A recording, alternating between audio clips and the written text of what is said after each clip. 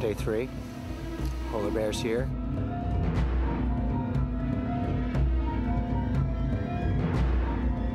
We just bought this plane, whatever it was, 6 weeks ago in Mojave, and now here it is in the jungle.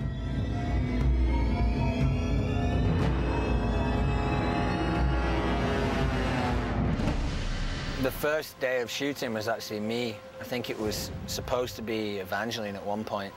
The work papers for Evangeline hadn't come through, and mine fortunately had, so the first day shooting was Charlie on the plane being chased by the air stewardesses into the men's room and doing drugs. The rewriting continues, as it will until day 32. 1, 2, 3, back!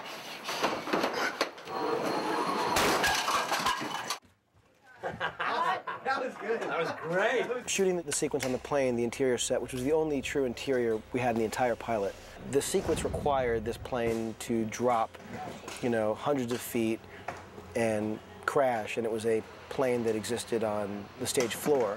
There was no gimbal, no movement to the plane. To figure out how to make this whole sequence look realistic, we had really wonderful and cooperative background actors, the extras in the scene, who would, on cue, move accordingly in the old kind of Star Trek model, where you know, you'd move the camera in one direction, people move the other direction. We did a lot of that. The good thing was we used Steadicam almost exclusively through that part. So instead of just a shake, it was kind of this kind of organic thing like an airplane would do. Greg Lunsgaard, who was the Steadicam operator, was acting as much as any actor. I mean, he was performing that camera. Every move that that airplane makes inside the fuselage was performed by Greg. Then we're gonna come down, and we're gonna see.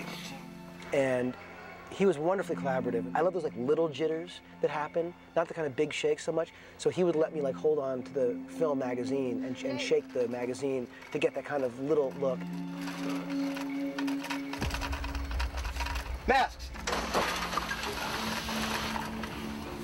I had those handcuffs on, and I'm reaching and stretching for the oxygen masks, and for me, it's all about throwing myself into it physically, and I'm not using tools, I'm just using my imagination. So I am like reefing on these cuffs. By the end of the day, my wrists were raw from those cuffs, because of course it's not only the 5 minutes you see on screen, it's all day of, you know, different takes, different sizes, different angles. These are the hands that wrestled with metal all day.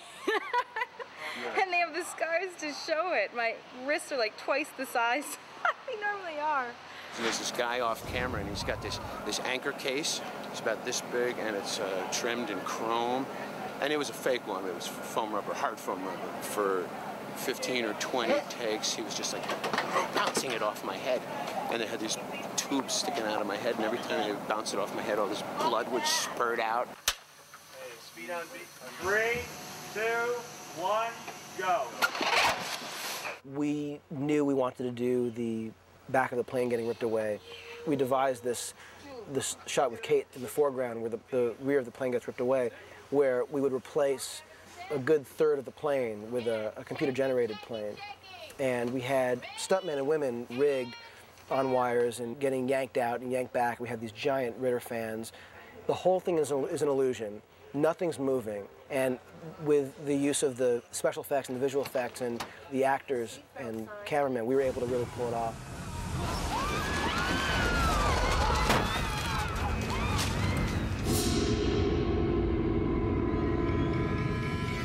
Ae mai no ito tu ahu, e ata vaila, e vai e ola no e.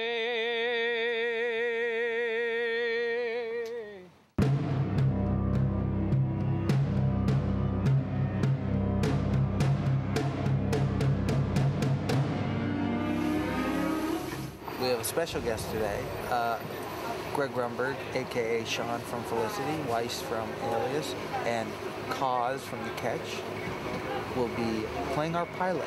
You know, me being a real manly man, tough actor that I am, they got me in a bunch of this makeup, and they're about to yank me out of the plane, but I'm not going to do it. I'm going to have Jake do it. There's my twin. There's Jake. Fine landing you had here, Captain. What happened was, I ordered a Mai Tai, and they made it a little stronger than they usually do. And we were cruising, and I was looking out the side of it. And, you know, things happen. This tree should not be where it is. I love that location where the cockpit was against the tree. When I first walked into the cockpit and sort of started climbing up, I actually got nauseous. I got really severely nauseous. And it was because I looked at what I knew should be level, and it was so askew that it made me sick. And not only that, it smelled horrible in there. The mud in the jungle is very smelly. It's rotted, so it's this incredible smell of decay that followed us everywhere. It was in all the trucks, on our boots, on our clothes. I sort of like the idea that when you guys first ran to that cockpit, you were too afraid to think. And also putting your hood up ruins your peripheral vision, which is scary. That's true. But the one thing I was going to say is when you show up and scare her, by saying if you're hooded, it's one more thing of like, no, you know what I'm saying? It's one more piece of like, ah. Never been to Hawaii, but obviously was very interested in a few big elements of Hawaii. First of all, being the surfing that, you know, I learned to do in New Zealand about 7 years ago. So I was very keen to come to, you know, what is now kind of the mecca of world surfing. And also just the wildlife, you know. I'm a big fan of trees and of nature and lizards and bugs and stuff like that. This is a katydid. It's called a katydid because it makes a noise that goes katydid. It's a type of bush cricket. Had nothing but intense rain for like a week for the first week of shooting, so it's been pretty intense. It rained for 12 days, and I don't think I've ever shot anywhere where it's rained for 12 days, but fortunately it was part of our story, so that was fine. We were making rain, it was standing in the rain. And we even got flash flooded once out of the jungle set.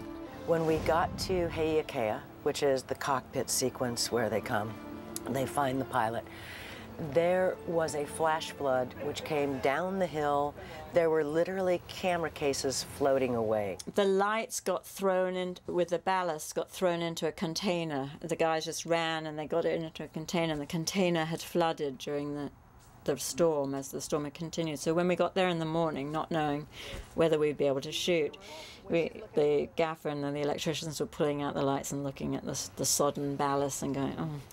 And the gaffer goes, you know, if we were like in Minnesota, we could use those big heaters that they use to keep the football players warm. And then he goes, you know, like they're like dryers. And he goes, hair dryers. And actually Kevin Blank was standing near to me, and I said, Kevin, do you have a credit card on you? And he goes, yes. I said, get in a truck, get in that van over there, tell them to take you to Long's and buy as many hair dryers as you can find.